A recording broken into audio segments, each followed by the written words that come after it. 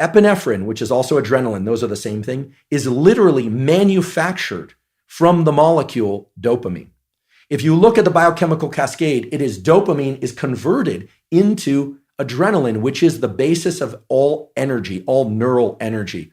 And so, including thinking. And so if one is not in a place of being able to set their goal on a particular lofty goal, a graduate degree, a book, etc., yet, the way one gets to that is by completing things in their immediate environment from start to finish and closing the dopaminergic loop. Those are at least micro narratives, right? So they're not integrated across a long span of time, but they're not nothing. And so one of the things, well, I did write about this in my first book, particularly about putting your house in perfect order. It's like, well, if you're lost, one of the things you can do is look around and see what direction you could take locally, is fix something.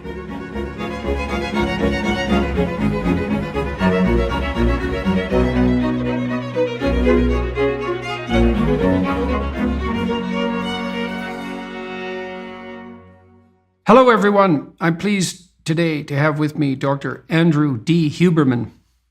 He's a neuroscientist and tenured associate professor in the Department of Neurobiology at the Stanford University School of Medicine. Dr. Huberman and his lab have made contributions to the brain development, brain plasticity, and neural regeneration and repair fields. His work and his lab's work focuses on the visual system, elucidating the nature of neural mechanisms controlling light-mediated activation of the circadian and autonomic arousal centers in the brain and mediating conscious vision or sight. His lab investigates how the brain works, how it changes through experience, it's a field known as plasticity, and how it repairs itself. He and his colleagues have worked to discover strategies for halting and reversing vision loss in blinding diseases and understanding how visual perceptions and autonomic arousal states are integrated to impact behavioral responses. His lab employs a large range of state-of-the-art investigative tools: virtual reality, gene therapy, anatomy, electrophysiology, and imaging and behavioral analysis. In January 2021, Dr. Huberman launched the Huberman Lab podcast, concentrating on neuroscience and other scientific topics. It's done phenomenally well for a detailed scientific podcast, attracting 1.5 million subscribers. It's very good to see you today, Dr. Huberman, and thank you for agreeing to talk with me. Well, delighted to be here. Your first book, 12 Rules for Life, sits prominently on our bookshelf in our living room, and we've all read it and learned a tremendous amount from you over the years, and certainly feel a kinship because of the shared relationship between university professorship and public education as well. Right. Yeah, well, we've got lots in common. I'm particularly interested in the neurological work that you've done on both anxiety and exploration, although there's plenty of topics to talk about today and plenty of overlapping interests. But it's been a while since I've reviewed the neuroscience literature pertaining to both anxiety and exploration. And so maybe we could start by you laying out what you've discovered and how you're thinking about what you think anxiety signifies, how it's related to exploratory behavior, which I think you described as something approximating courageous approach, although you were talking about mice in that particular paper, and what you're thinking about with regards to the neural basis of these different behavioral responses, behavioral and emotional responses. Sure, I'd be happy to. And I should mention that these days my laboratory mainly focuses on humans. We still do some mouse work, but we in partnership with people in psychiatry, we're doing essentially equivalent experiments in humans. So I'd be happy to elaborate there.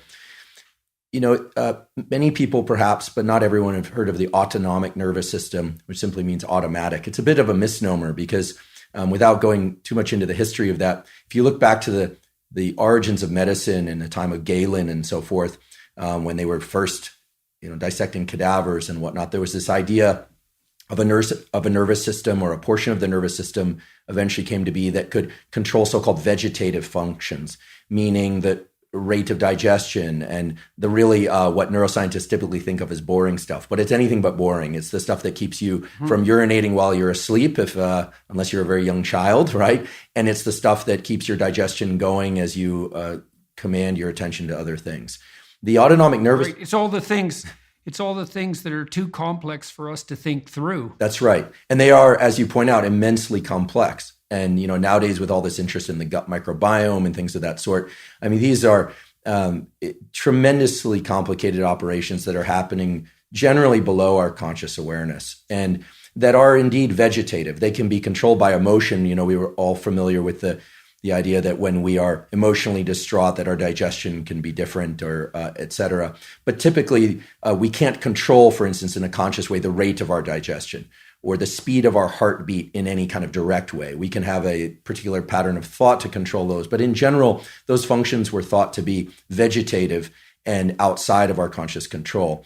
And the name autonomic nervous system sort of swallowed and overtook the vegetative part. So it includes that, but also three main aspects of body to brain signaling. And those three aspects are heart rate, could be quickening or slowing of heart rate. We are and we can be very aware of that, some of us more than others. Gut and especially the chemical composition and the extent to which our gut is empty or full. So heart, stomach, and then rate of breathing and sort of depth of breathing, meaning how much air we have available to us. And I think the three main ways to think about the way that the brain and body communicate is that it's either going to be mechanical or chemical. Let's use the gut as an example. Your stomach can feel acidic, or it can feel nice and warm and fuzzy, whatever that is in a chemical sense. Your heart rate can feel like it's going at a rate that's appropriate for your circumstances. If you're running, it could be quick. And if you're sitting in a chair quietly at the doctor's office waiting to be called back there and all of a sudden your heart starts racing, then you would think, well, that's appropriate for that situation, but it's not uncomfortable, right? It's out of sync with what you are doing, which is sitting. So there's mechanical information and then there's chemical information. And with respect to your lungs, you can feel like you're out of air or you have plenty of air. You can feel like your breathing is labored or it's easy, or in the chemical sense that the air that you're breathing, your lungs are burning or it feels easy to breathe. So basically there's chemical and mechanical signaling from the body to the brain, and the brain interprets all of that. And we put all of that under the umbrella of the so-called autonomic nervous system. And the autonomic nervous system can really be best thought of along a continuum. And here I'll avoid complicated nomenclature, but I'll throw it out there for the aficionados. Some people have probably heard of the parasympathetic and the sympathetic. That naming is a little bit misleading. Again, what we can really think about the autonomic nervous system as is a continuum, or more like a seesaw, of at one end is alertness, and at the other end is calmness. Right? That is translated to the so-called sympathetic and parasympathetic nervous system, but I'll call it the alertness and calmness system just for sake of simplicity. So it's sort of like a seesaw, and it has different neural circuits, and basically whether or not you feel very alert or panicked or alert but calm or a little bit of anxiety, that's going to depend on the balance between this alertness system and the calmness system. If you're having a full-blown panic attack, then the alertness system is, it's as if the seesaw is tilted all that way. If you have, if you're deeply asleep, well, then the calmness system is really tilted down. You could say that's a portion of the seesaw. This is all kind of obvious and dates back, 100 years or so, which isn't that long in the history of science, but we've known this sort of thing for a while. Okay, what's interesting and I think more relevant nowadays is to think about one's own interpretation of those signals and how that relates to anxiety and, as you pointed out, exploration, and then to think about where the nodes of control are. In this seesaw model that I'm putting forward, the seesaw has to include what I would call a hinge, a location in the middle in which you can voluntarily adjust the seesaw to either be more tilted toward alert or more tilted toward asleep. And for many people, they find that their overall level of autonomic arousal is either inappropriate or inadequate for the demands of their life. Inappropriate meaning their heart is racing, they feel more jittery, more as if movement would be the default and worry would be the default and anticipation is the default than is appropriate for their circumstances. Waking up in the morning and feeling stressed, for instance, immediately without any immediate cause or maybe stress about real life events. For other people, they feel more exhausted than they would like. They're having a hard time leaning into the pressures of daily life. Both of those, even though they have sort of polarized phenotypes, they look very different. In one case, over energized, and in one case, under energized. Both originate within the autonomic nervous system. And we can reliably say from work done in animals and humans that that is not the consequence of the alertness system or the calmness system being disrupted, but rather that hinge in the middle is dysregulated. And we now know what that hinge is. And this is based on work done by colleagues of mine at Stanford, in particular, a guy named David Spiegel, who's our associate chair of psychiatry. He's done a lot of work, and his father did a lot of work in the application of clinical hypnosis, not stage hypnosis, but clinical hypnosis for the treatment of various things. But his work and some work in our laboratory now has shown that there's an area of the brain that you are familiar with, Dr. Peterson, which is the prefrontal cortex, and in particular, the left dorsolateral prefrontal cortex, if you really want to get down in the weeds about it, that has direct communication with two brain areas that are absolutely critical for this issue of whether or not you feel right for your circumstances, whether or not you translate that into a curiosity and exploration, or whether or not you translate it into this thing that we call anxiety. And those two areas are called the anterior cingulate cortex. Again, I apologize for all the names, but the anterior cingulate cortex and the insula.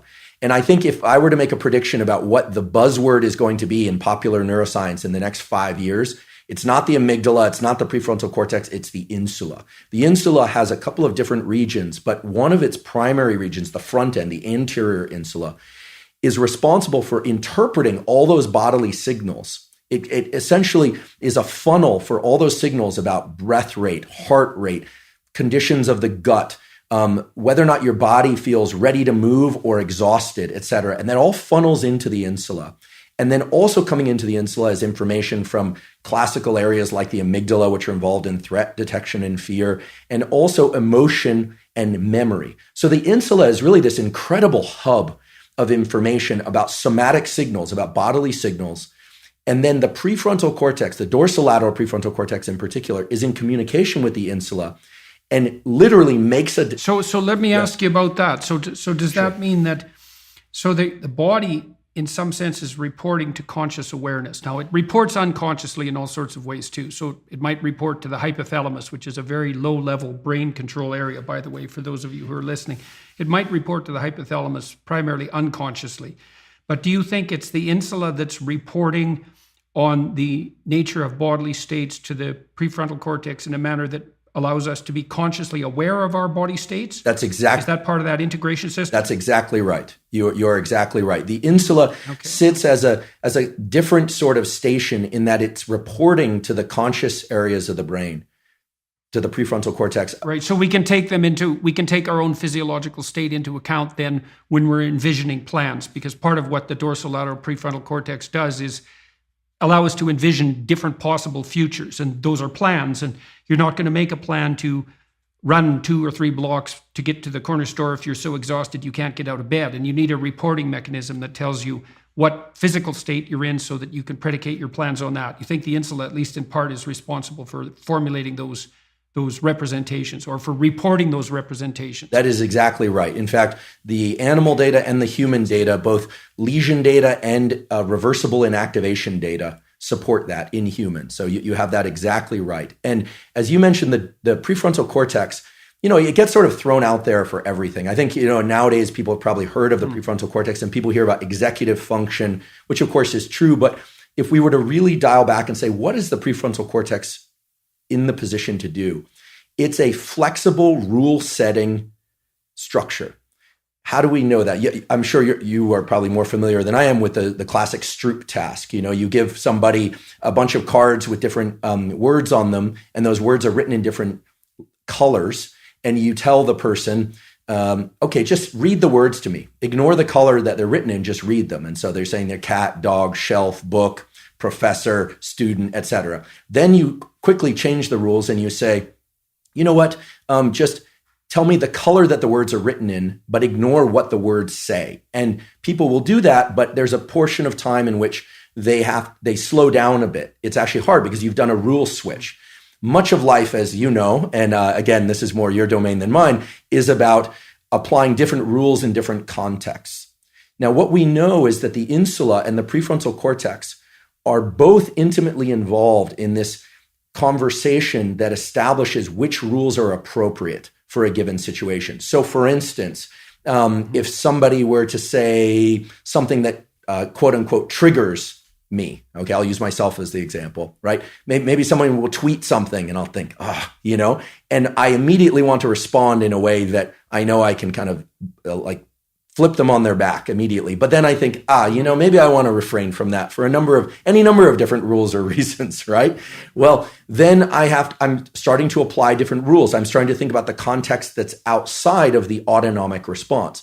Because in a strict, very animalistic way, in other words, in the absence of an insula and a prefrontal cortex conversation, really the only thing an animal or human needs to do is just respond to their arousal it's either you can either retreat, you can stay put, or you can fight, right? That's really the only three major. And those are very fast responses generally. So let me ask you about the role of the prefrontal cortex in what you described as rule switching, because I would like to know what you think about whether or not the prefrontal cortex is actually, let's say, switching rules, or if what it's doing is switching context-sensitive behavioral patterns that when we talk about, we describe as rules. Big government continues to spend borrowed money, inflation continues to swell, dragging down our economy, and the stock market has entered bear territory. So what's your plan? Are your assets diversified? I'm Philip Patrick, precious metals specialist for the Birch Gold Group. For nearly 20 years, we've helped Americans diversify into gold, and we can help you too.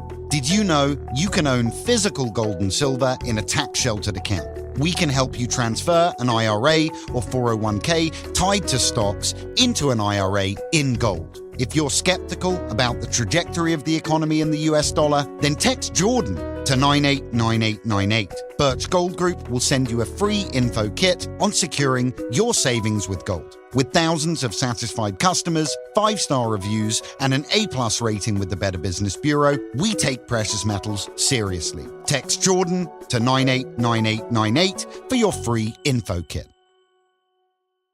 It is the critical question that you're asking.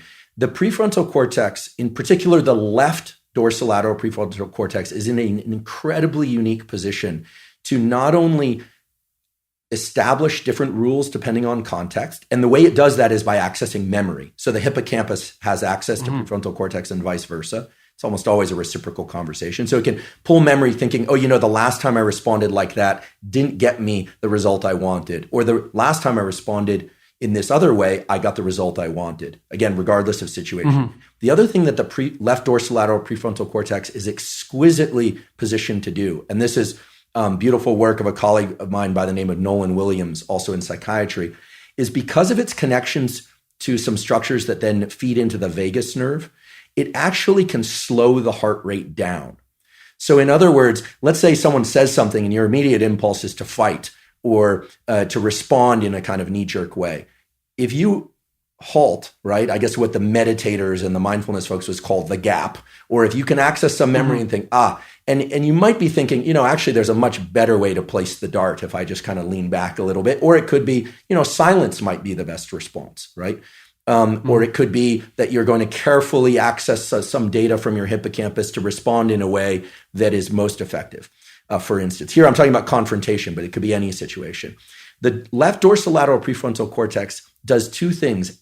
As it acquires a new rule set or starts to access information about a new or possible rule set, it also sends a parallel signal to slow the heart down through the vagus nerve. And that is, I think, one of the more important and fascinating discoveries in the last 5 years. Those aren't data from my laboratory. I wish they were. But it's very clear that when we start accessing alternate rule sets, there's a signal that quiets the body in some ways and position. Is that partly how you calm yourself down? That's right. It is how you calm yourself down. And again, you have the clinical background, not I. But I'll confess I've been in therapy enough to know that occasionally, one feels as if you're accessing some piece of info as the patient side. I can only report from the patient side. Accessing some what feels like important piece of information. You're pulling on a thread of some sort, but then the therapist will say something, and it literally gives you that alternate view. And this notion of looking at things through a different perspective, we often think about that as a switch in our cognitive frame, in our thinking. But also, we now know there's this parallel signal that's sent to the body in which, in order to access these alternate rule sets, new ways of looking at things, there's a calming signal literally sent to the body as well.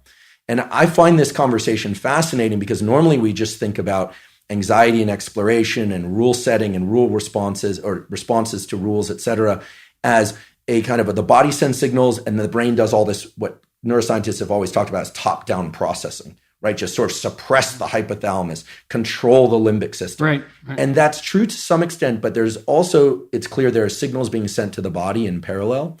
And rather than look at the signals... It's more like conducting than suppressing. Exactly. Like conducting, like an orchestrator conducts. Exactly. And there's a very interesting phenomenon that takes place in people that have chronic anxiety, or for people who essentially stop accessing alternate rules and responses to these signals. And this is, I think, what is showing up in chronic anxiety, certainly in certain forms of depression, and when people enter states of rage and dysregulation, is that normally we know based on neuroimaging that the prefrontal cortex is essentially leading the response of this anterior cingulate cortex and the insula. So information is coming up from the body into the insula and then being fed to the prefrontal cortex. But then the prefrontal cortex is actually in a position to lead responses. And it essentially is acting like the coach of a team. And the team is all these structures like the ACC and the anterior cingulate cortex and the insula, the heart rate and so forth. What happens in individuals who have chronic anxiety or damage to the prefrontal cortex or dysregulation of these circuitries is that order actually reverses. The insula and ACC start leading and directing the response of the prefrontal cortex. And I think, we see this I'm sure you've seen this clinically in individuals. And while this isn't necessarily a discussion about society at large, I mean, we see this in dysregulated arguments and dysregulated combat where people is essentially losing themselves and they default to what appears to be very primitive rule set. And it may or may not be the appropriate one. Yep. But you and I, of course, have the good fortune of knowing a number of people who've worked in special operations and things like that. And you talk to any of those individuals, and they know from experience and from training that their ability to access multiple rule sets and options in the moments of extreme autonomic arousal is actually where their power lies, right? It's or a combat fighter, or let's just take, or in debate, right? Something that you're far more versed in than I am, right? Although I guess every academic has to deal with a bit of that coming up, thesis defense, et cetera. In a really good debate, you can't allow the autonomic response to overtake you, or you lose access to an enormous database that resides in one's hippocampus, and you essentially one then defaults to the bodily state, right? And this is what we see when we see people become dysregulated in rage, et cetera. So if we were to zoom out and then ask, where is the line between exploration and anxiety? I think that we can check off a few boxes for sure. First of all, that autonomic arousal, this tendency to be more alert or more in action than in non-action, is a very healthy response. I mean, the moment adrenaline is released from the adrenals, and as you know, there's a parallel signal in the brain. You get adrenaline released from the adrenals if you get in a cold shower or somebody says something triggering or you are afraid of heights or something. But the brain has its own kind of adrenaline system, which is this structure in the back of the brain called locus ceruleus. And it basically it essentially sprinklers the entire brain with noradrenaline and adrenaline. It's a very interesting system. It lacks specificity. It basically wakes up the whole brain. If I were to put a little, if I were to label the connections of the locus ceruleus, it's basically connected to everything. It just kind of sprinkles a caffeine-like substance on the entire brain, wakes you up. The adrenals in the body wake up the body. So two parallel systems wake us up. Is that associated with the orienting reflex? Yes. If you orient, does the locus coeruleus wake up the brain? Absolutely. Yeah. So it's a key component of the so-called reticular activating system. Reticular activating system. Yeah. Yep. And incidentally, I should mention this because I was going to come to this later, but I think it's relevant now. If somebody has a lesion in their dorsolateral prefrontal cortex, or if you transiently inactivate it with a technology, a non-invasive technology like transcranial magnetic stimulation, they can now just put a magnet on outside the skull and quiet that area of the brain transiently. In animals or humans, what you find is that person or human becomes incredibly accurate at any motor task. So for instance, if I were to give you a shooter game where you're supposed to shoot targets and you're shooting targets, you'll have some hits and some misses, like anybody. if I inactivate your dorsolateral prefrontal cortex, your accuracy goes through the roof. It's near 100%. But the one thing you can't do is decide whether or not you're shooting an enemy or a friend. So you can no longer establish rules. You just become very good at execution of the motor behavior. Similarly, in an animal or person without a dorsolateral prefrontal cortex, you see a trade-off there, right, between specificity and flexibility. That's right. And so we see this theme over and over again, where as a purely, sensory motor response machine, the prefrontal cortex isn't even necessary. In fact, if you get rid of it entirely, people become like machines. If I click over here, somebody has no prefrontal cortex, basically everything becomes a stimulus. A puppy, everything's a stimulus. I used to have a bulldog. When he was a puppy, he had to worry about leaving cords out, and everything went into his mouth.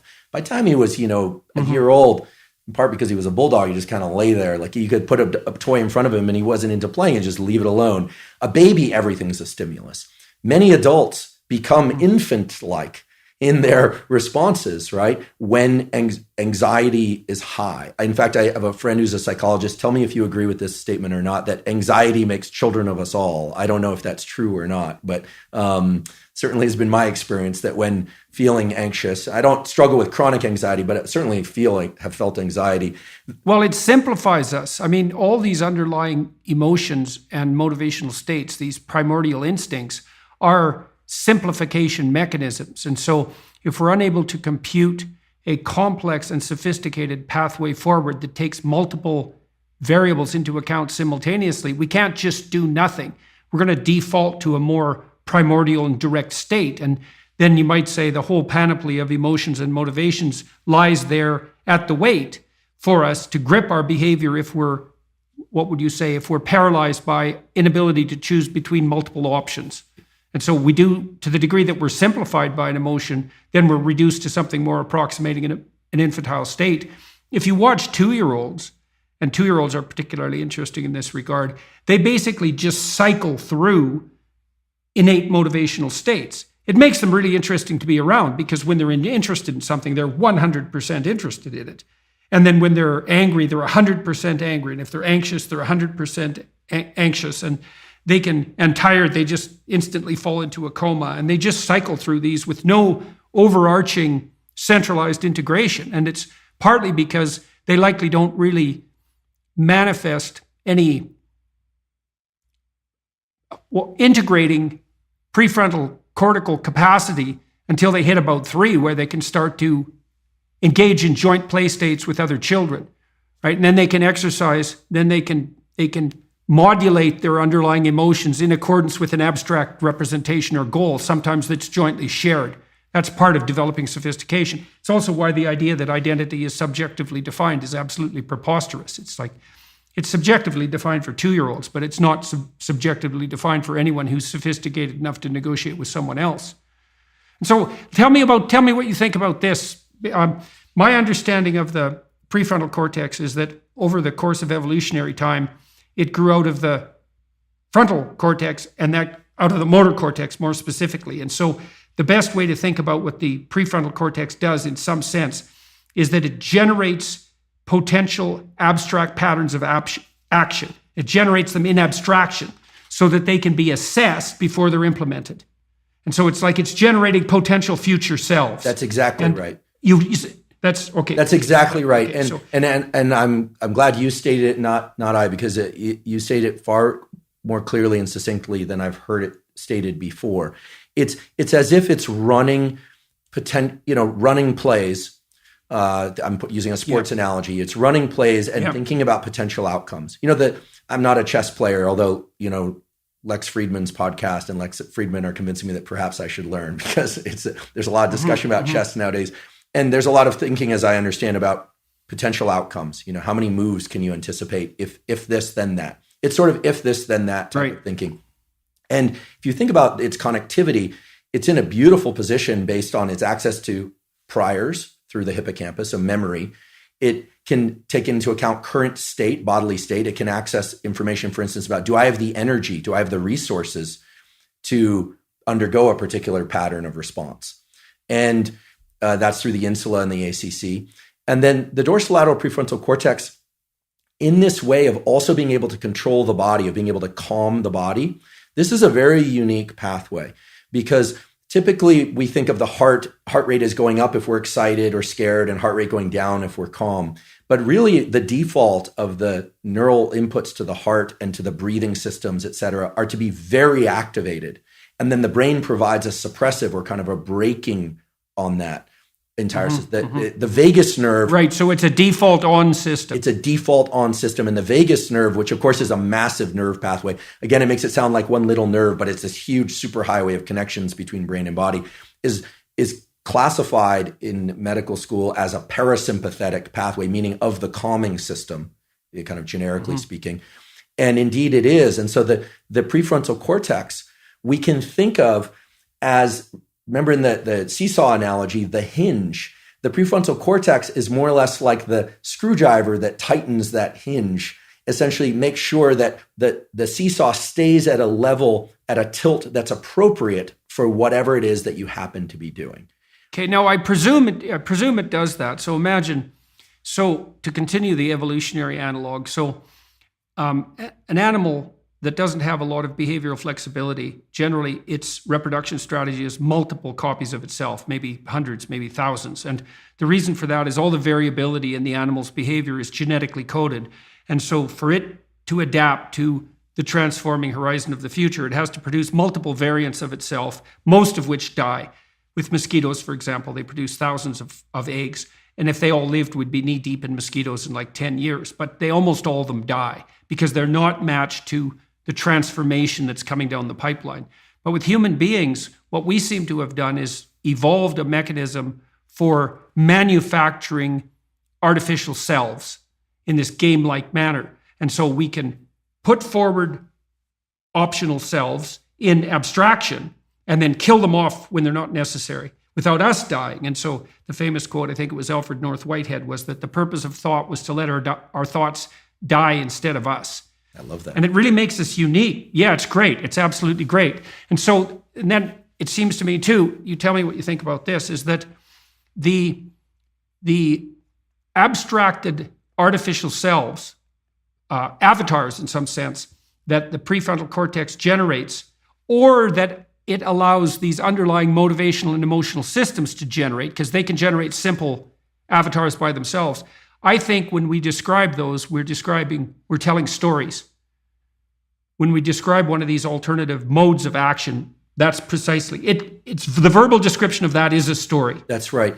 And you make a very important point, which is that the prefrontal cortex is a rule-changing, alternate self-accessing machine that can also calm the body. And here I'm making up a just so story because, as I always say, I wasn't consulted at the design phase, and so I don't know why it's set up this way. I just know that it is set up this way. One reason to suppress the somatic response, the bodily response, is that tends to be a unitary interpretation, meaning at this moment I feel alert but calm, so I feel good. But I'm guessing there's a lot of signals coming from the body, and in fact there are to my brain, but I tend to just say, I feel pretty good. In fact, I'm very delighted to be here, so I feel good. Or if I'm very tired, I feel tired. Those tend to be very kind of binned responses, and they're fairly generic. Whereas your description of what the prefrontal cortex does, which is an accurate one, I should say, of imagining different selves and different outcomes, almost requires that we suppress how we feel in our body in the moment. I guess we can look to some of our podcasting colleagues like the Jocko Willinks or the David Goggins, who are either forcing themselves or are somehow up at 4:30 in the morning and pushing through that, what I call limbic friction. The limbic system is saying, I'm tired or I'm anxious, and going against that. So there's literally there's a required suppression of the bodily response in order to imagine how we would feel when we complete this, or how terrible we would feel. How much of that, so let's parse that into two parts, because you could imagine there's an inhibitory component where you're directly in competition with an underlying urge. So the top-down story is, so for example, if you're responding to something in an irritable way that's being directed to you on Twitter, there's going to be a limbic rage response that's associated with that, which you can then suppress. But then the question there that's quite complex, I would say, is something like, to what degree do you think you're directly suppressing that with the prefrontal cortex? And to what degree do you think you're spinning up an alternative self that, if embodied, wouldn't require that physiological response? And so you're switching to a new identity in which that limbic response is no longer germane. Yeah. And so the reason that it disappears is not because you directly suppress it in an inhibitory manner, but because you replace what's necessary physiologically given your new understanding of the territory that you inhabit. I think it's some of both, but I've never been able to really wrestle that through. Yeah, so I think what you're getting to is, what we know is that the prefrontal cortex and its associated networks contain a near infinite, if not infinite, set of possibilities, right? I mean, of course, it's bottlenecked by experience and it's bottlenecked by one's imagination. But the number of different possible selves that one could imagine is near infinite if one were to spend time on it. Whereas the number of different bodily states that one can have are actually very finite. And if you think about the autonomic nervous system, and in my laboratory we've studied this typically in the context of fear and confrontation, that the simplest way to put this in a kind of pop neuroscience way would be to say, we can either be back on our heels, meaning retreating, or we can be flat-footed, sort of calm in our stance, or we can be forward center of mass. We can be in sort of pursuit and or competition. There really aren't other motor responses for an animal, including humans, right? You can either stay put, right, back up, or go forward. And this is... Yeah, well, it's useful for people to know that that's the basic platform upon which emotions are erected too, is that emotions are like signals of those action tendencies, and they are very simple. It's back up, get away, stop, or move forward. And so generally we associate positive emotion with forward movement, and that would be positive emotion that's dopaminergically mediated fundamentally. Right. And then the halting would be, well, it can be calmness because there's nothing to do, but it can also be the paralysis that fear induces. And then panic and retreat are they're sort of on the border between anxiety and pain, I suppose. Pain responses. Yeah, exactly right. It's complicated yeah. Yeah, Okay. So these three major categories, I think, encompass most, if not all, of the possible responses, as you said, and probably form the base set for all emotions. I mean, my laboratory studied this mainly in the context of fear and confrontation. And one of the reasons we started to explore this was the following. We've all heard of fight or flight, or rest and digest, right? Those correspond to the alertness system and the calmness system of the autonomic nervous system in their kind of extreme forms. But what we observed in animals, and then now in human studies, we published about a year ago, is that when people are confronted with an anxiety-provoking scenario, in our case, we do this with virtual reality because we need to do it in the laboratory, we find their pain point, essentially. And by pain point, I don't mean extreme fear. I mean the thing that can raise their autonomic arousal, that has them in a mode of considering different options and trying to figure out what is strategic and what they're capable of in that moment. Could be heights, could be confrontation with a predator, animal. It varies by person, to people, but everyone has their pain point. Even Navy SEALs that we brought to the laboratory, or other people from the special operations community, each and everyone has their pain point. What they do in response to that pain point is really what's interesting. And what we found was that the pause or freeze response certainly was associated with autonomic arousal, with stress and anxiety. We measure this in the brain and body. But it was the lowest anxiety response. People always think of panic, just being paralyzed in panic. That's actually the lowest anxiety response. Retreat was the next level up in terms of levels of heart rate change and levels of change within the insula of all places. We actually recorded from human insula through a partnership with neurosurgeons. And then we found that there were a subset of individuals and animals in the parallel animal work that would confront a fear, not necessarily reflexively, but after some consideration, they would lean into the challenge, essentially confront the thing that was making them feel anxious. And it turned out that response, surprisingly, was associated with the highest levels of autonomic arousal. And this right. So, but that would be heart rate activation, particularly heart rate activation and a change in what it's called the so-called gamma wave activity in the insula. We had electrodes in the insula, and what we found was that people who were willing to lean into that challenge, the insula took on essentially a change in its activity patterns, this gamma pattern, the heart rate increased, breathing increased, sweating increased. So these are all the marks of an anxiety attack. But here, if you were to just look at the behavior of the person or the animal, what you'd find is that they were marching forward toward their fear. This is the, and so then. That's voluntary exploration. Right. So now you did an animal study with mice where you showed, if I remember correctly, that the mice that were showing tail flicking, which was a prodroma to that exploratory activity, showed a particular form of brain activity that if you replicated with stimulation was more potently reinforcing than sexual stimulation. Right. So here's where the surprise came, the additional surprise came in. We thought, okay, wow, well, there are animals, these mice will tail flick in response to a threat, which is essentially saying, come on, let's go, let's fight, whereas other animals would retreat. And that tail flicking paralleled in the human studies with people being confronted with it. For somebody who's scared of heights, to go through a virtual reality scenario of being up on a high beam between buildings might not sound like a big deal to the average video gamer or to you and me, but is an absolutely terrifying experience for those people. But a subset of them will just march out onto that platform, or will even explore jumping off the platform with the understanding that it's virtual and get very scared, but they will do it. And they also show these changes in insular activity and changes in heart rate and breathing. What was interesting to us was the mouse data told us that if you stimulate the brain area that was associated with all of this, it's an area of the midline thalamus. I don't want to get down into details of structures too much, but it was a very mysterious area, not been explored much before. Had this incredible name of nucleus reunions. Why, I don't know. The neuroanatomists name these things peculiar ways, as you know. But if we were to stimulate that brain area in mice, we could convert a terrified, non-confrontational mouse into a mouse that was willing to confront its fears in a healthy and adaptive way. It wasn't being foolishly running into the jaws of a predator. It was being very strategic in its confrontation.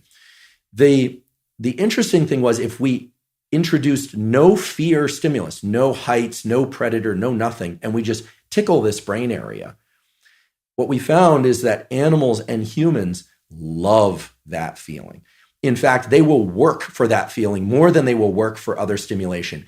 And so I've got a bunch of questions about that. So the first is, how do you think that's related to hypothalamic dopaminergic release in exploratory states and the psychomotor stimulative effects of drugs like cocaine and amphetamine?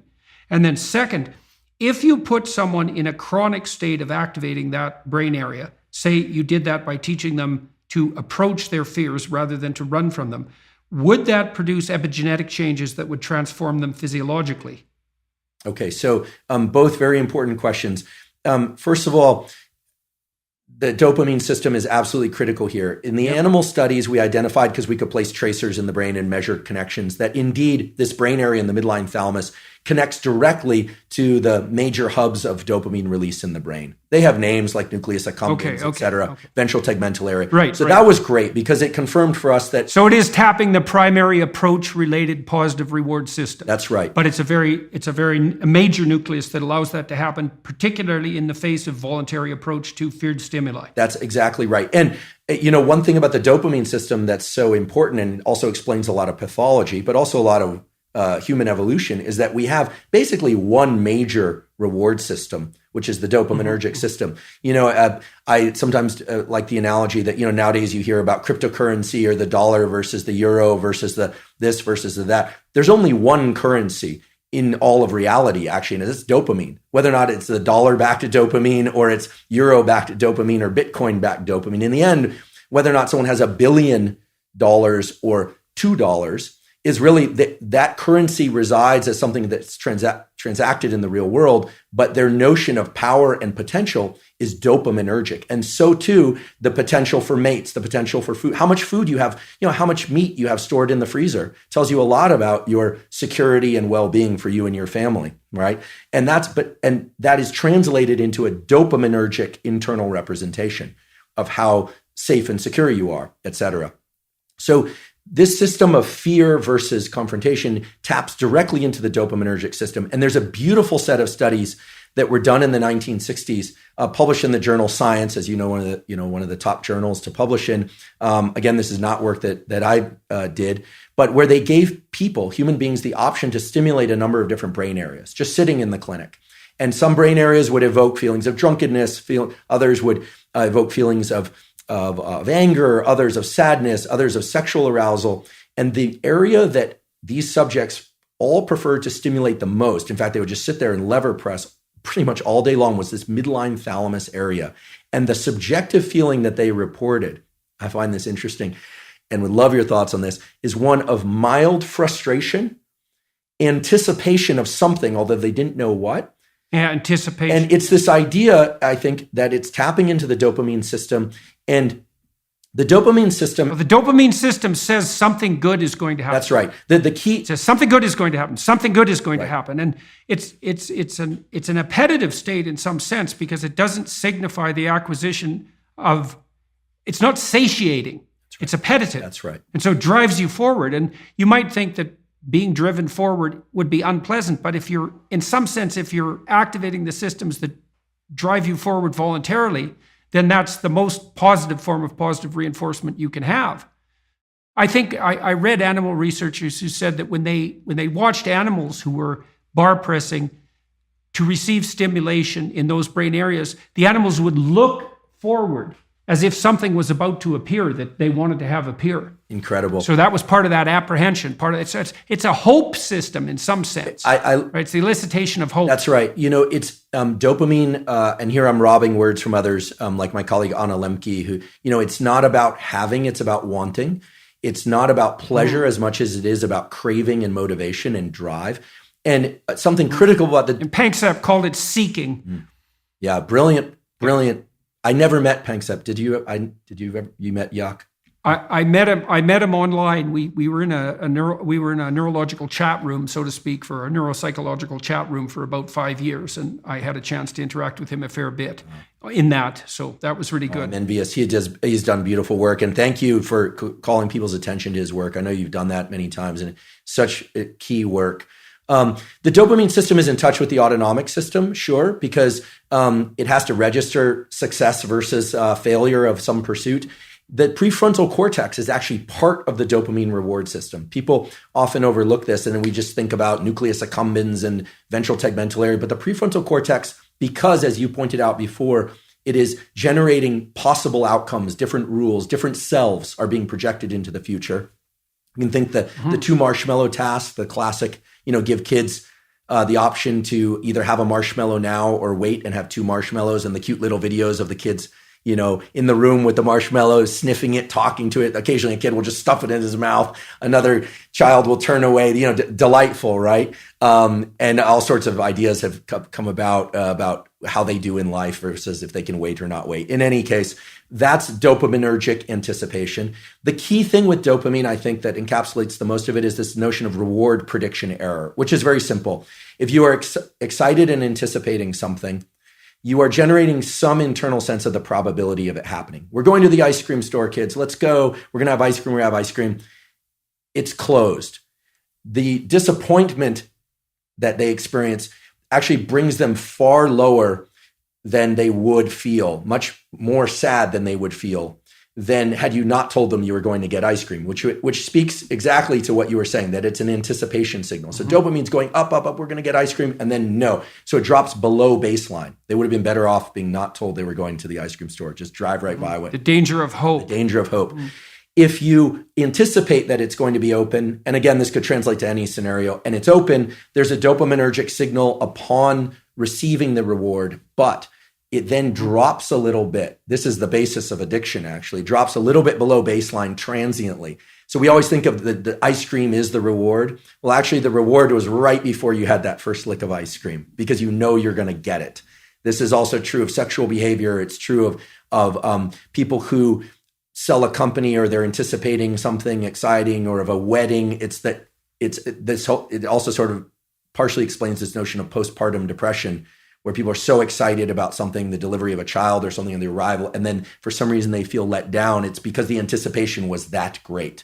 So many scenarios. There might be an exhaustion component there too. Right. Well, it's also the case, if I remember correctly, that dopamine kick, so imagine what it does is backtrack the neural systems that were activated as the reward was approached.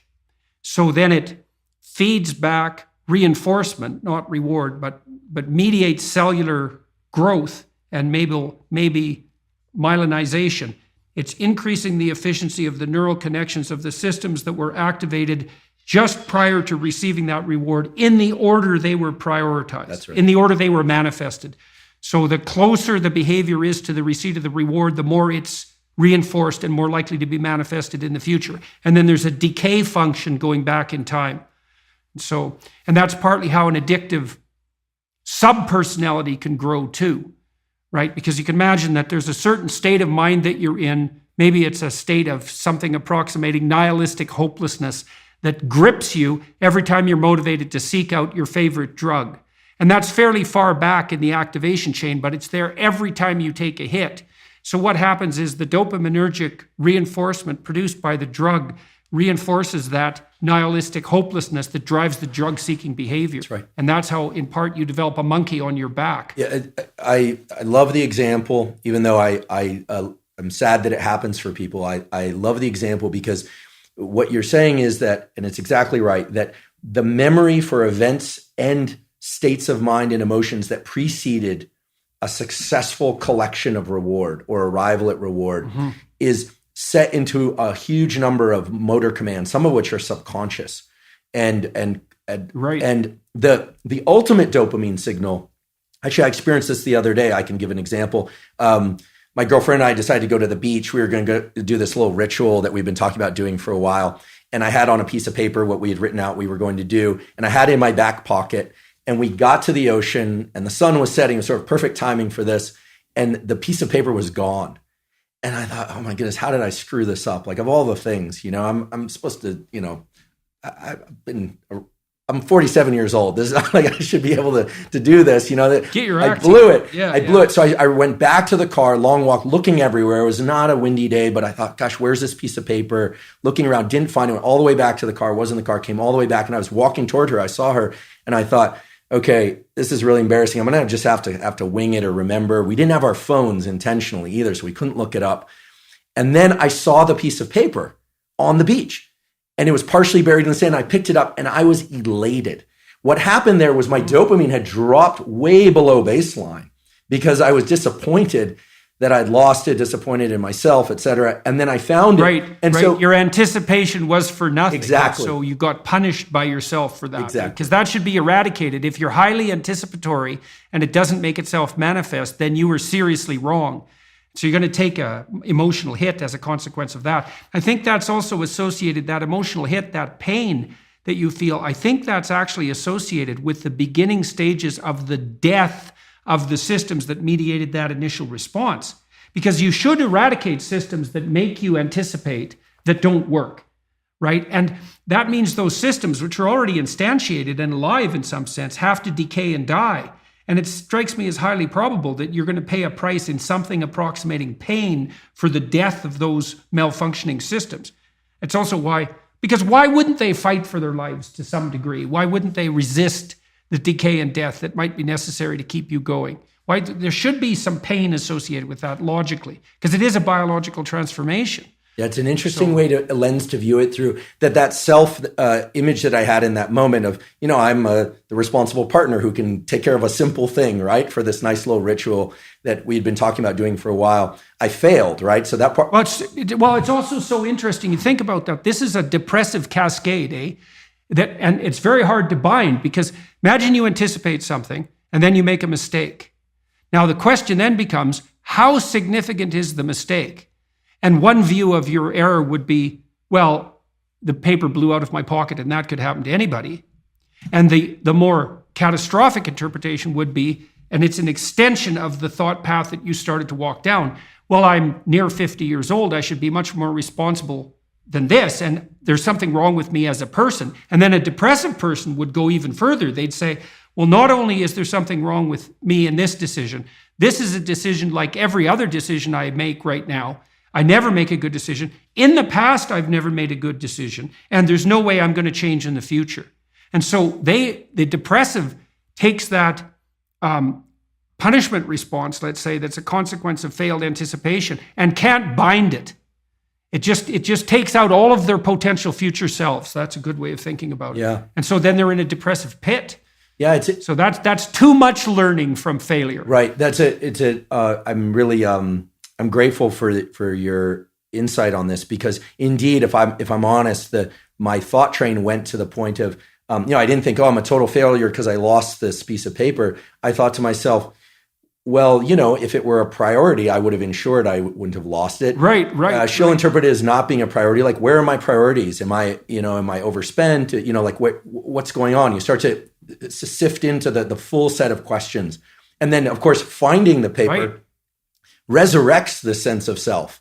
It was, I think it was in that movie, Pulp Fiction. Yeah, well, that binding problem is really tricky, because so there's some good rules of thumb for that, which is, one of the rules of thumb for that's extremely useful, that's socially instantiated, is innocent until proven guilty.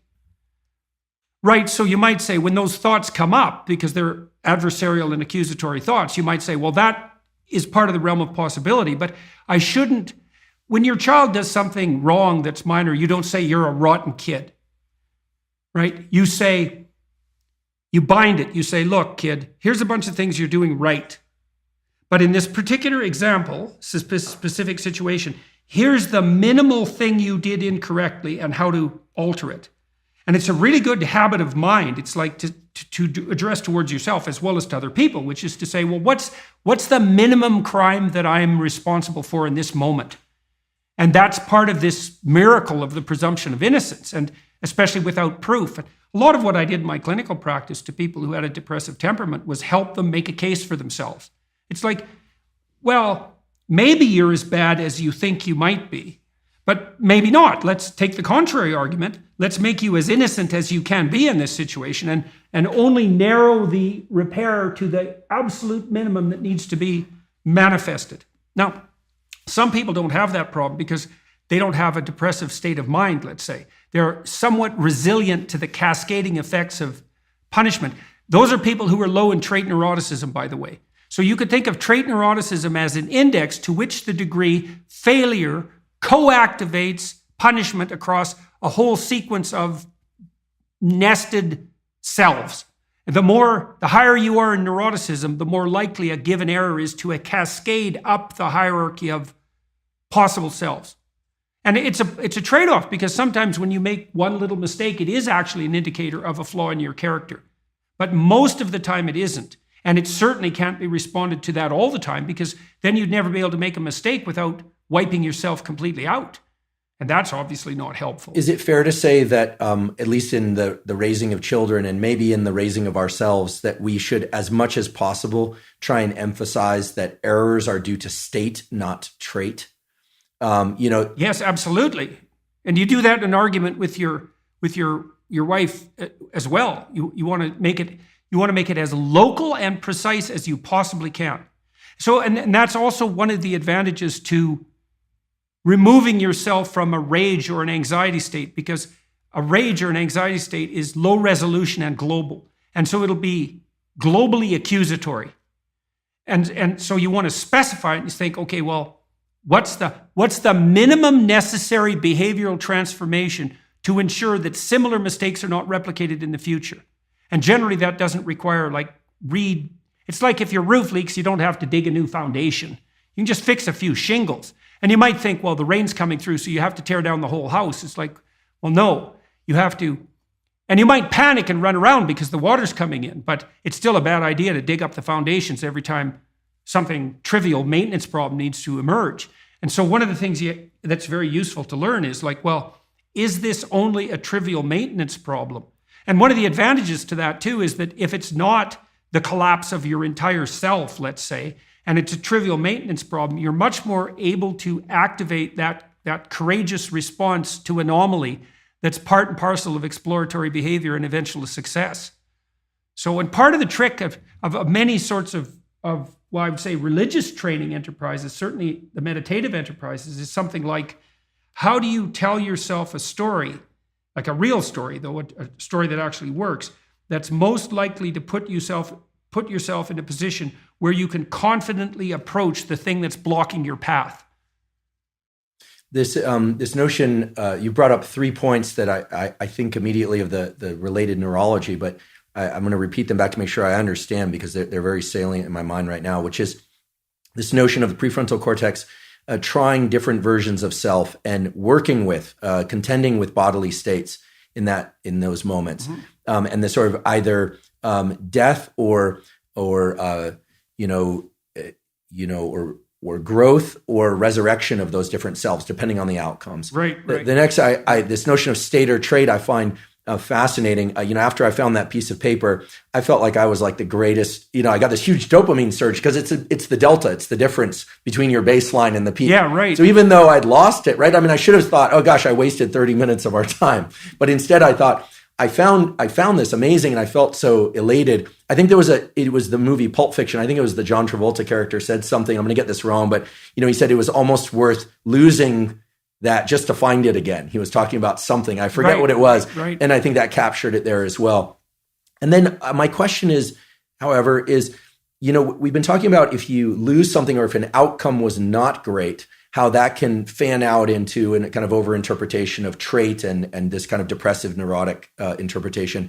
What about the opposite, where certainly for every success that one has, like for instance, if I had not dropped this piece of paper, I wouldn't have thought of it as a great success. I would have just thought of it as what I was required to do in that moment, right? It was sort of just duty, right? And I'm not somebody who celebrates with everything I check off my list. Sometimes, yes, there are bigger things than others, bigger achievements than others. But I can imagine that certain people might overinflate their wins. Manics overinflate. When there it is, the dopamine system. Yeah, again. well, for a manic, every possible self is wonderful simultaneously. And so they're completely fragmented, right? Because every possibility is 100% dopaminergically giving them a dopaminergic kick. And so it's complete positive emotion catastrophe on the manic side. So these systems, they have to exist in such tight balance, right? Because all of your potential positive selves are not to be regarded with exceptional enthusiasm.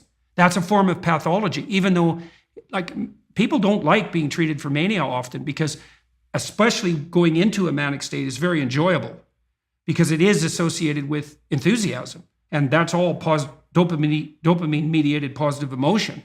But there are problems with positive emotion. And one is, it needs to be judicious and differentiated.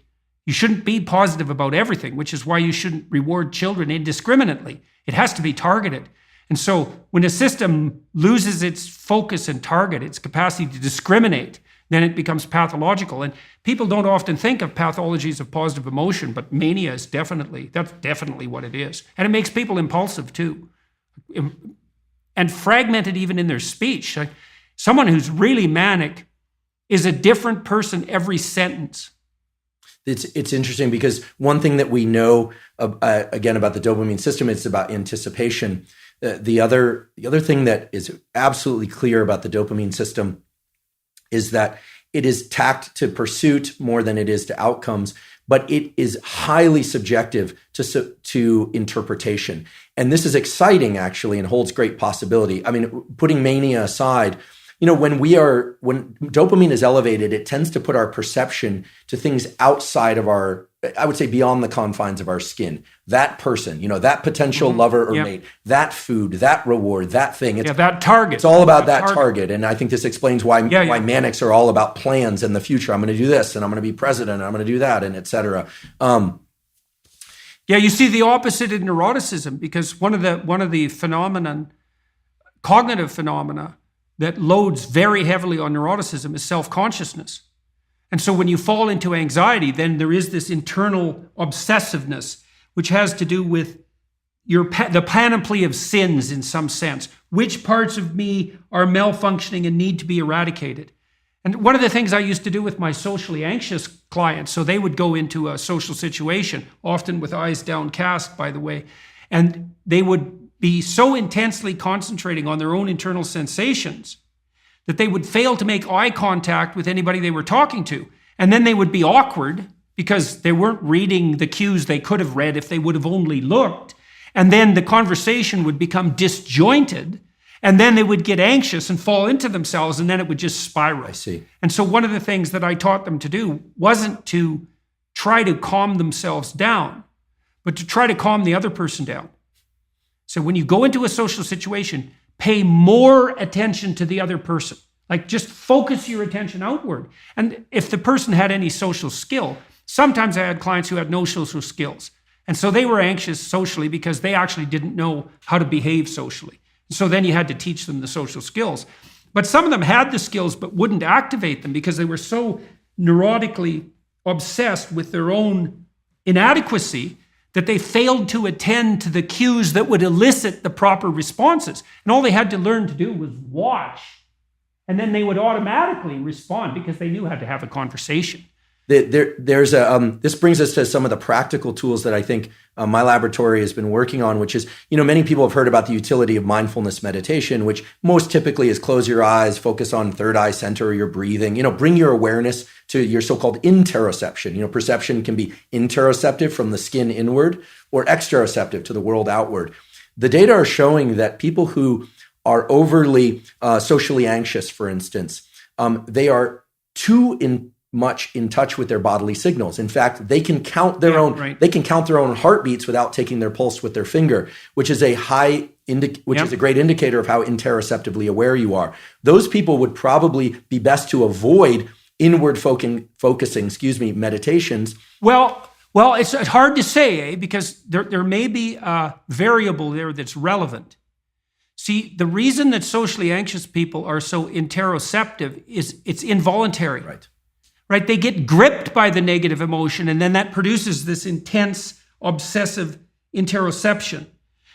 That might not happen if they did it voluntarily. I see. Because you're going to activate an entire different system, the one you already talked about. This is why exposure therapy works so well in psychotherapy, is like, well, I'm afraid of something, and if I go near it, then I'm possessed by negative emotion. Well, that's if you go near it accidentally. I'm going to have you go near it purposefully. And what you're going to find is that to the degree that you do it purposefully, that response will be quelled. And that happens. It's extraordinarily reliable. And it does seem to be, this is why I was wondering about gene expression. So imagine that you have someone who's habitually avoidant.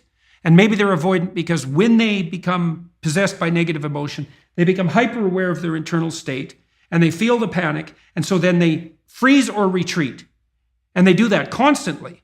And then they're in this terrible negative emotional state all the time, because every time they see a stimulus that's associated with retreat, they get gripped by these interoceptive sensations. And so you say to them, well, we're going to reverse that. Instead of you being gripped by that, by fiat, by the command of these underlying systems, you're going to expose yourself to that voluntarily. Now, you could imagine that what you're doing is imposing the dominance of that nucleus reunions on the anxiety-provoking systems. And so I'm wondering, if you do that repeatedly with people, not only do they stop being afraid of the things that you're showing them, that you're exposing them to, but they become more likely to approach other things they're afraid of, far more likely. In fact, it doesn't exactly look like people get less afraid at all. It looks like what happens is they learn to get braver, and that generalizes. And so I was wondering, when I was reading your research today, is it the case that if you put someone in chronically and voluntarily into a state where, let's say, the nucleus reunions is activated, that transforms their character at the genetic level so that that's more likely to be the case in the future? So it really retools them all the way down to the DNA. Yeah. Incredibly important question. It's the question. Again, you're asking the exact questions that we're pursuing now. And here's the answer. There are two modes of changing these responses in the neural circuitry. One lies in so-called neuroplasticity, which is could be strengthening of synapses or just reordering of nerve connections. Could be the addition of new cells. There's a lot of excitement about the addition of new neurons, but really that only reflects a small percentage of changes in the brain of adults. It's actually more the rewiring of existing connections, but the mechanism doesn't matter so much. Something gets rewired such that the response is then different going forward. And indeed, that happens. Any system that taps into the dopamine system, and indeed, everything we're talking about today is highly subject to reward-induced neuroplasticity. Yeah. In fact, so much so that some of the best experiments done on this have shown that if you give somebody a drug that transiently increases dopamine, works better if you also transiently increase acetylcholine or something like that as well. But for the next hours, 1 to 4 hours, the neuroplasticity is scaled up, right? It takes many fewer trials or many fewer cognitive behavioral therapy sessions. This has only been done a few times, or many fewer learning sessions to create a permanent shift in the neurology such that... So does that mean that if you believe when you are at the outset of a task that you're doing something important, so you're approaching a valued goal, and you have a lot of anticipation as a consequence of that, does that mean that you put yourself in a neurochemical state that facilitates learning? Absolutely, without question. So if you believe what you're doing is important, if you truly believe that because it's related to an important goal and it's a pathway forward, then that's going to transform into a manifestation of neuroplasticity. Absolutely. And every time I hear about the sort of, woo statements about, I don't want to offend anyone here, but sure, I'll just say, you hear about the secret or manifesting or intention, all of that is it's capturing a fundamental principle of the way that our neurology works, which is that the prefrontal cortex, as a rule setting, but flexible rule setting machine that taps into the dopamine system, can absolutely adopt new rules for reward release in the brain. Again, there's basically only one reward system. There's also serotonin system, as you know, but the dopamine system is the major currency of reward. So much so that, for instance, everyone knows that food is rewarding. We anticipate food. We eat a delicious steak or something, and we feel rewarded. However, if you are somebody who can attach thoughts such as, fasting is good for me, I'm going to do intermittent fasting, or I'm not going to eat those foods, and therefore I'm going to attach my thinking to the rewards that will come with better health, better aesthetics, etc. The dopamine system responds. It's not just a belief in a narrative. It's a real response. And what actually starts to happen is that people start to enjoy the foods that they are restricting themselves to more. There are actually beautiful data on this from my colleague Ali Crum's laboratory at Stanford, that if you believe a food is nutritious and good for you, it actually has better impact on your physiology. Of course, there are the rules of physiology and nutrition that still apply, right? You can't tell yourself that the garbage is good for you, right? But there's a significant scaling up of the positive response that's associated with dopamine and hormonal cascades, which we can talk about in a moment. In the same way, if one adopts a sort of a Carol Dweckian growth mindset approach, okay, it's not about receiving the reward, that the more strain I feel, the more effort that I'm putting in, the closer I'm getting to my goal, that over time will become a rewarding state such that one will pursue states of reaching. Yeah, well, it should be also proportional to the magnitude of the goal. That's right. Right. And so this is, I think, why people are so obsessed in some sense with the search for fundamental meaning. Because you want to be able to associate. So imagine, this is a good story. So you can imagine two people laying bricks. They're building a gigantic wall. And the one person thinks, oh my God, this wall is going to take 100,000 bricks and I'm laying one at a time and I'm wasting my life away, trivially adding to this gigantic brick wall. And what am I doing? This is absolutely miserable, brick by brick. And the other person thinks, in 300 years, this is going to be a cathedral. And so the person in the second state is doing exactly the same thing at a local level, laying bricks, but each brick is related to a very high goal. And that means the reward that's attendant upon the laying of the brick is proportional to the goal, to the to the aim of the entire behavioral process. And so it seems to me, so if you're aimless and goalless, and I know you've done some work on goal setting, if you're aimless and goalless, then you can't elicit any positive emotion. And if your goals are fragmented, which is also what happens if you're aimless or your goals lack unity, if your goals are fragmented, then no given behavioral manifestation can elicit any dopaminergic reward because it's not a step forward to anything desirable. And so there's no positive emotion. And so you can't learn. Well, according to your account, I didn't know that. See, I didn't know that when you put yourself in a state of apprehension in relationship to a valued goal, that your neuroplasticity improves and you can learn better. That's very, very cool. So, because I just developed this app for writing called Essay, and one of the things we do is we tell people that when they sit down to write an essay, that's the most important thing you have to do is you have to have a question in mind that you regard finding the answer to as worthwhile. Otherwise, the whole exercise is a lie. So even if you're assigned a topic, you have to find something within the topic that grips you and provides you with the motivation that's appropriate to move forward with the essay, with the attempt. And it is a lie otherwise. You're wasting your words. You're engaging in futile activity. And you're going to write something dull and terrible, and it's going to frustrate you and bore you while you're doing it. And that's because your own nervous system is telling you that you're participating in something that you have no belief in. And so, but if you're gripped by the questions, like, God, I really want to answer this question, it's like, well, you're in a perfect condition to begin to write an intelligible essay because you actually want the answer. And then the writing exercise is going to be gripping because you're grappling with a real mystery. And that's so cool. If doing that also puts you in a state where you're much more likely to learn, which makes sense, right? Because if you're doing something important and you seem to be moving forward, that's a really good time to learn.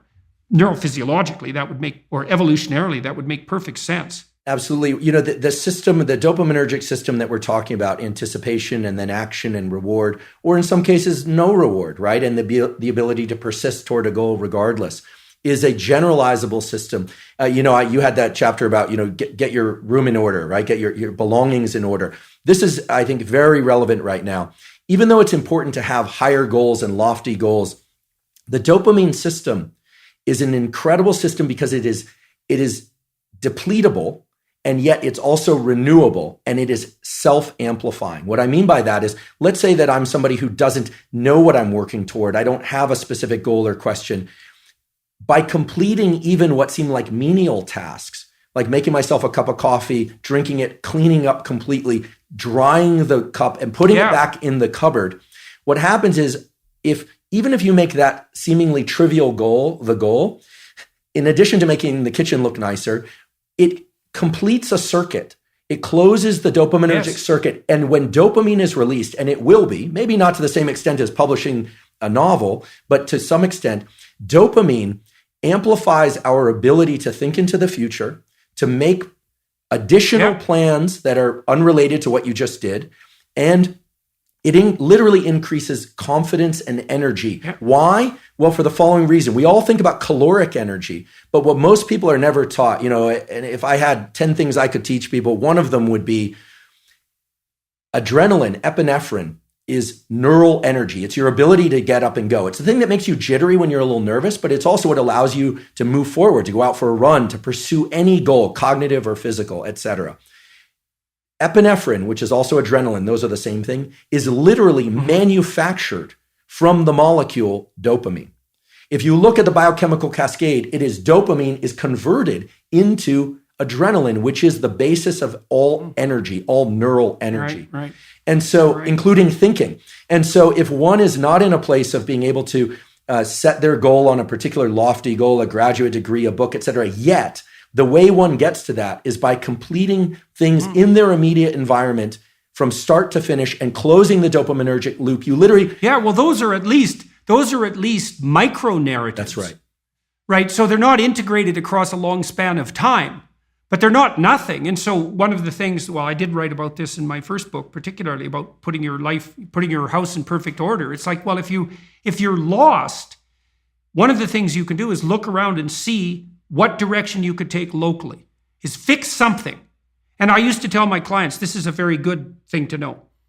Find something that you could do that would make things better that you would do. And there's a humility in that too, because especially if you're in a low energy state, it's like, oh my God, I don't have enough energy to make dinner. It's like, do you have enough energy to put a fork on the table? And sometimes people are so depressed that that's really all they can do. It's like, can you take a small step forward, no matter how small that is? And so I knew that adrenaline was a byproduct or down the biochemical chain from dopamine, but I didn't get the significance of that fully. So basically what you're saying is that if you implement a micro routine, even something like washing a cup and putting it back in the shelf, and that's a good thing because you have a shelf and there's cups on it, you've already decided that's an appropriate way to live, is to have your coffee cups on a shelf. If you go ahead with cleaning out the cup and putting it on the shelf, then you've taken steps towards a valuable micro goal. You get a dopamine kick from that. That transforms itself into adrenaline and energizes you. Which then, so that's partly the reason that it has an antidepressant effect. That's right. And then you can lean into another behavior. I mean, some of the more successful classes of antidepressants, again, not for everybody, are the ones of the dopaminergic, adrenalinergic variety, right? Things like bupropion, as opposed to, there's a lot of debate about SSRIs. They tap into a different system. You asked about gene expression changes. There's neuroplasticity, which is on the short scale. Completion of an even trivial task like the putting away of the cup will give you more dopamine, which gives you more adrenaline, which in this analogy of either being back on one's heels, flat-footed, or forward center of mass, regardless of where one is starting out, let's say depressed is back on one's heels, it's going to tilt you forward a little bit. And then it's a question of what you do with it. So the cognitive appraisal is critical because, again, with the prefrontal cortex being so critical in establishing which of these loops gets repeated, the cognitive appraisal is critical. I'm somebody who can get things done, even if they're small. Now, if you do the cognitive appraisal, or you can take another cognitive appraisal there too, which is it's small things are not small. That's right. Precisely for the reason that we just described. It's like you might have the cognitive appraisal that doing something local, like cleaning up your room, is small, but it's not obvious at all that that's the case. It's not that trivial to put your immediate surroundings in order. And it can easily be the stepping stone to putting things in order on a broader scale. In fact, it's probably the necessary stepping stone to do that. And so they might seem small, but they're a step ahead, and ahead is a good direction. Absolutely. And so they're not as small as you might think. And so you can pat yourself on the back, especially if you're depressed, a little harder than you might otherwise by saying, you say, well, this is trivial, but I did it. It's like, no, if you're moving ahead, tilting yourself forward in your metaphor, that's not small. You just keep doing that, you're going to get out of this paralyzed or retreat mode. And then God only knows what you're going to be able to do. That's right. And I think that if people were to look at these neurological and psychological processes, because we're really talking about both, is as algorithms, right? These are algorithms that have been used by every animal. Think about the animal that's foraging for food. They go down one path, they're surprised they find food. They go down another path, they're sure they're on a scent. They are sure, and then they get nothing. Well, what happens? They learn to remember, they automatically remember everything that led to that failure. And people are very good at remembering that. But be good at remembering the things that led to successes and then ride those neurochemical waves to the next node of exploration. You're talking about exploration versus anxiety. You can also do this with people in your environment. This is something B.F. Skinner pointed out when he was training animals. He said, you can use threat and punishment to train animals. But he said the most effective mode of training isn't that at all. You use sustained attention and reward. And so imagine that you're training a rat to climb up a ladder rung by rung and then do a little dance on the top and then climb down the other side. So what Skinner would do, his animals were hungry, by the way. They were starved to 75% of their body weight. So they were pretty dopaminergically motivated by the provision of any food. He would watch them wander around in the cage where a ladder was, let's say, a little rat monkey bar apparatus. And then when the rat would get near the ladder, he'd give it a food pellet. And so then it was soon spending a lot of time near the ladder. And now and then, while it was monkeying about, it would put one paw on the first rung. It was like food pellet. And then it would soon be doing that. And then sooner or later, it would put the next paw on and he'd reward it. And so Skinner trained pigeons to pilot guided missiles by pecking on photos in relationship to the ground they were watching. Right, so spectacular. He could use reward in an unbelievable. So one of the things you can do in your local environment and with yourself as well is you can watch people around you and you can see when they make small steps towards manifesting some behaviors you'd like to see a lot more of. And then you can tell them in this very differentiated, discriminatory manner, you can say, hey, look, here's the sequence of actions you just undertook. I saw that. I noted the process, and here's the delightful outcome. Good work. And man, if you do that repeatedly to people around you, and you don't want to do this in a fake or manipulative way, but if you're attentive to what people are doing that's good, and you mark that with a reward, man, you produce behavioral transformations at a rate that's just beyond belief. I love it. And everyone feels great about it too. Yeah, it's really a good habit, man. It's giving credit where that's separating the wheat from the chaff in the truest sense. to give credit where credit is due. Yeah, the behavior... And you can imagine you're facilitating growth in the manner that you just described. And maybe neurological or genetic transformation. We didn't get to the gene expression part yet. Yeah, the behaviorists like Skinner were truly brilliant. And I think one experiment that I think is worth mentioning, which is kind of speaks to the power of dopamine and why it's so vital to tap into these systems, even through menial tasks, and then to build on their self-amplifying mode so that you can take on bigger things in life, so to speak, positive goals. There's a classic experiment now that's been done in humans and in animals where you take two rats, separate cages, or you could do this with humans where they're naturalistic conditions where one of the rats or humans actually has their dopamine depleted. In humans, this happens through Parkinsonian things or the ingestion of drugs which accidentally deplete the dopaminergic neurons. And what you find is that if you give them an opportunity to experience something pleasureful, like hit a lever and get a pellet of food, or people to access some very tasty food, both people with dopamine and with very depleted dopamine, animals with dopamine or without dopamine will eat the food. They will pursue the food, but only if it's right in front of them. If you put any kind of task between a person or an animal and a reward, what you find is that a rat won't move one rat's length to press a lever to get the food. So they are able to experience pleasure, but what they are unable to do is to embark on any kind of effort to achieve that pleasure. Right. So that's so cool. So that means that in part what the dopamine system is doing. So imagine that the purpose of the dopamine system is to elicit a satiating reward. That's right. Fundamentally. But then the satiating reward is something that has to be approached in steps. That's right. And so in order to maintain the motivation necessary to approach the satiating reward, you have to mark each of the steps with a marker of pleasure. And so the dopamine system is marking the intermediary steps. And then it's doing that to overcome the reluctance that you'd have to expend the energy in that micro routine that would otherwise be costly by calculating the fact that there's a net reward that's nested in the ultimate satiation. That's right. And parsing that out across the, And sometimes people will experience tremendous anxiety in pursuit of their rewards. You know, the social situation or the goal or the book, or, people imagine failure like crazy, as I'm sure, we've all heard and seen. What's critical, again, is this cognitive appraisal, this interpretation of that. If you think of that anxiety as a natural system of getting you to move, of just biasing your body toward movement, toward action, as opposed to inaction, because that's what anxiety really is. It's a bias toward action.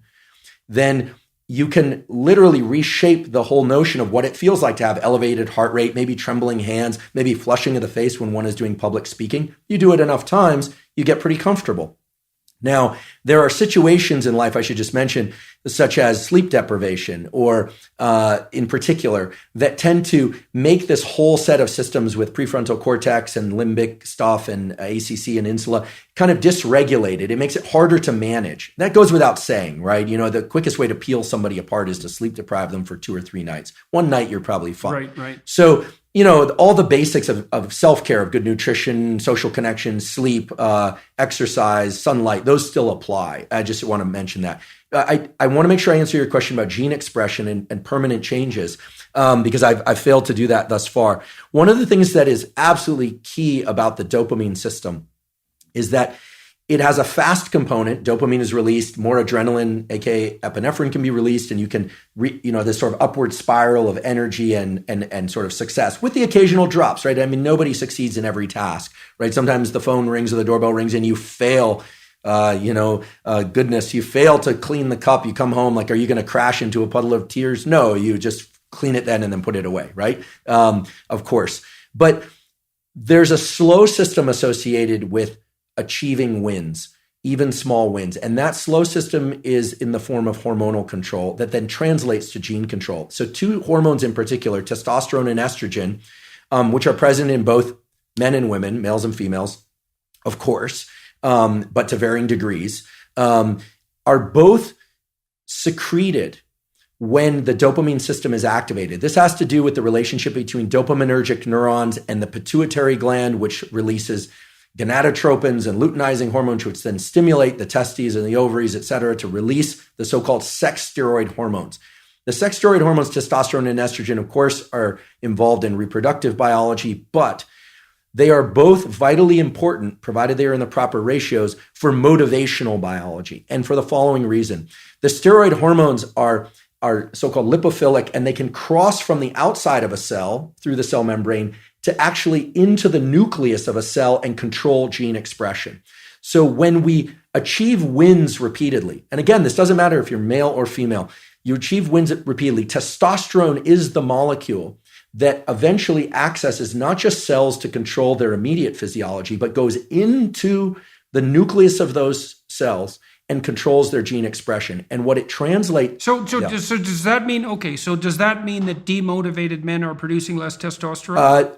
We can say that the data show that repeated failures take testosterone levels lower than they would be otherwise. That is not to say that people with low testosterone will always fail. Those with higher testosterone always win. But just to be clear, because you are correct, but just people sometimes get hitched on this causal part. But indeed, one of the quickest ways to boost someone's testosterone is to have them achieve a win of some sort. Now, the win is translated... Well, one of the things you do in behavior therapy constantly is you help people calibrate the zone of proximal development. So imagine that's Vygotsky's term, right? And so if you're in the zone of proximal development, you're pushing your skill development one increment forward. And it's one that you can actually manage. And so if you see people who are entirely stymied, we're sort of back to the cup of coffee or the coffee cup example, you want to find something they can do locally this week that would constitute at least a micro win. And you just keep, and if you talk to someone, you say, well, why don't you try cleaning up your room? Because it's a complete catastrophic nightmare. It's a good place to start. And this is often the case with people who are really demoralized and whose life is utterly chaotic. And maybe they come back later and say, well, like I had one client, he just had a child, and he didn't want to mess up this child, but he was living at home. He was like 35 years old. He had a child out of wedlock by accident, but he didn't want to be a useless father. And he was very afraid he was going to be. And he had good reason to. Like, he still lived at home. He lived in his high school bedroom, and it was a complete bloody mess. He was living like a 12-year-old, a bad 12-year-old. And so I said, well, when was the last time that your carpet was vacuumed? And he said, well, sometimes my mother does it, but it's probably been months. I said, well, why don't you just bring the vacuum cleaner into the room and just vacuum your carpet. That'll be your task for this week. And I knew that was a bigger task than you might think, because he'd been in that room for like 18 years and it was a mess.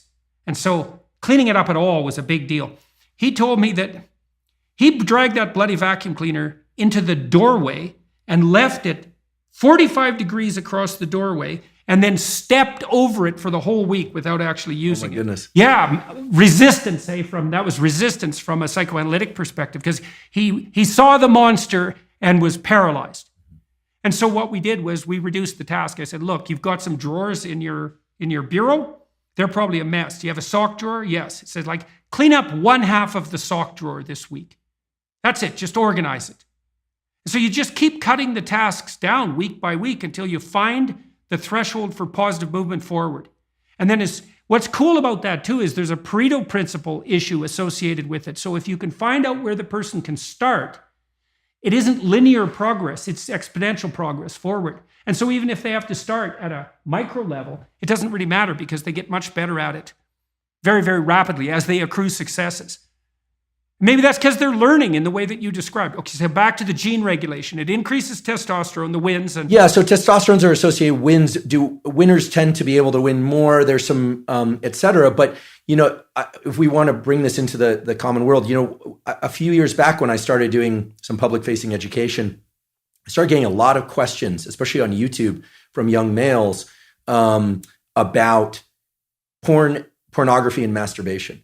And this becomes very relevant here. We have to remember that this dopaminergic system is generalizable to many different behaviors, right? Academic pursuits, sports pursuits, relationship pursuits. But fundamentally, it was, again, I wasn't consulted at the design phase, but fundamentally it's tacked into the adaptive survival behaviors. And every species, including ours, has at least two major motivations, which is to protect its young and to make more of itself, to make more young at some level.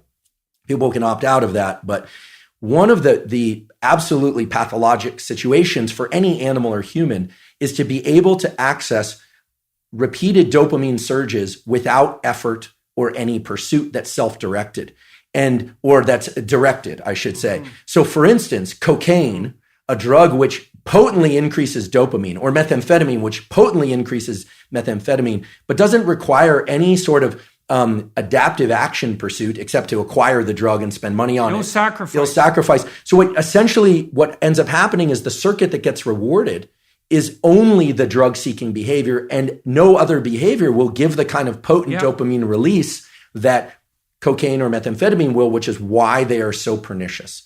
Now, likewise, right. I'm not... Well, plus they have that powerful reinforcing effect, right? So not only do you get that kick, but what's reinforced by the dopamine release is the behaviors that were right prior, particularly right prior to the ingestion. And if all that is the drug-taking behavior, that's all that develops. That's right. You build that monster inside your head. That's right. So I can see where you're going on the pornography front. Right. So I was starting to get a lot of questions. I was kind of surprised. I thought, well, I'm male and, maybe that's why they feel comfortable asking. But people were saying, we're asking about pornography, and they were asking, I realized we want to, I'll just be direct about it. They were asking whether or not masturbation was bad. They were asking whether or not masturbation with ejaculation was particularly bad. And here's my stance on this. I'm a biologist and a neuroscientist, not a psychologist. But what we know for sure is that if an individual repeatedly engages in this circuitry, let's say masturbation and pornography with increasingly potent forms of stimulation that are on a screen, a couple of things happen. First of all, what's being reinforced? What's being reinforced is a high dopaminergic response to watching other people engage in sexual behavior, which is very different than being in a first-person sexual experience. Okay? So right there, that what's being reinforced is not actually any kind of improvement in communication skills. It's voyeurism. And as these questions started to come in more and more, I started to realize there was a lot of kind of undertones of people talking about fear of or experience with sexual dysfunction that clearly pornography can lead to. And here I'm specifically talking about males. I actually don't know the literature on females. So here I'm talking about... Females don't use visual pornography to the same degree. I see. They use literary pornography. I see. So... So, and then you start to think about, okay, what happens in the cascade or the arc of sexual arousal and orgasm? What happens is that initially there's it's parasympathetically dominant, meaning if somebody is too stressed, they actually can't engage in sexual behavior. The arousal response doesn't occur. Erection is blunted, but the actual orgasm response and ejaculation is strongly associated with the so-called sympathetic nervous system, which has nothing to do with sympathy. It has everything to do with, it's a kind of a stress response. And then it reverses to a parasympathetic response. And a hormone called prolactin increases dramatically after ejaculation in males. What does that do? That blunts dopamine release and testosterone for a very long period of time, which makes sense if pair bonding and sort of, in our species anywhere, there's this idea that then other molecules would be exchanged with partners, pair bonding, potential for raising mates, etc. Without getting into a huge discussion about that, the point is this. Masturbation and pornography are potently tapping into the dopamine system and can undermine the very processes of what I consider healthy processes of finding a mate, dating, communication, eventually, if it's appropriate, sexual interaction, etc. Like it's undermining pair bonding. And pair bonding. So here's a question. If you're seeking sexual release through pornography and you go through the whole cycle and you get a prolactin release, do you bond with yourself? So this is very interesting. The biology explains it as what's left there is a kind of an open loop, a kind of an emptiness, right? Because bonding with the self is a complicated notion. I mean, there's a healthy version of that, of course, loving oneself and self-referencing. And again, this is more far more your domain than mine in terms of what a healthy self-relation is. But in the absence of a real partner there, absence of real sexual partner, there's an open loop of neurochemicals, including oxytocin and prolactin. The dopamine goes up during pursuit, anticipation, then peaks and then crashes below baseline after orgasm and ejaculation. So this kind of low that people fear is putting them into an amotivated state. We can think of this, if I were to kind of expand on it, would be it's this kind of neurochemical, psychological equivalent of making your home environment filthy for a while. not actually putting you into this positive amplification of dopamine. So it depletes the dopamine system.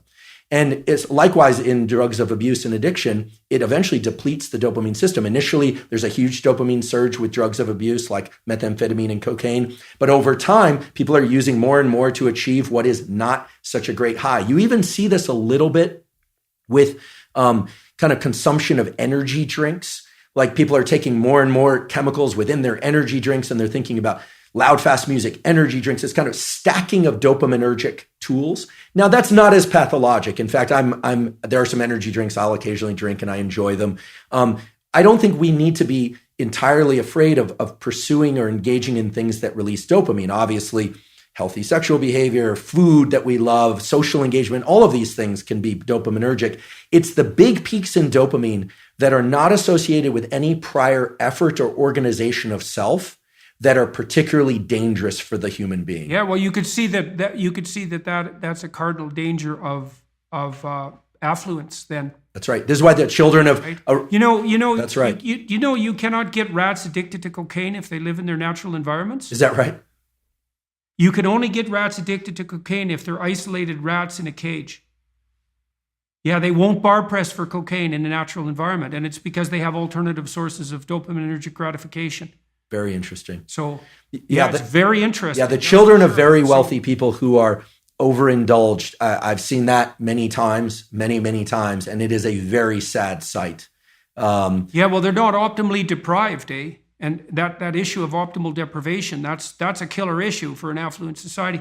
We're going to have to stop because it's been more than an hour and a half, and I don't want to stop because there were a bunch of things I wanted to talk to you about. And I should let everybody know who's listening. If you go to Dr. Huberman's podcast, you can hear him discuss some of these things. We were going to talk about dreams, sleep, rest, and learning, because we didn't talk about the relationship between dreams and learning and reinforcement, which I'd love to talk to you about.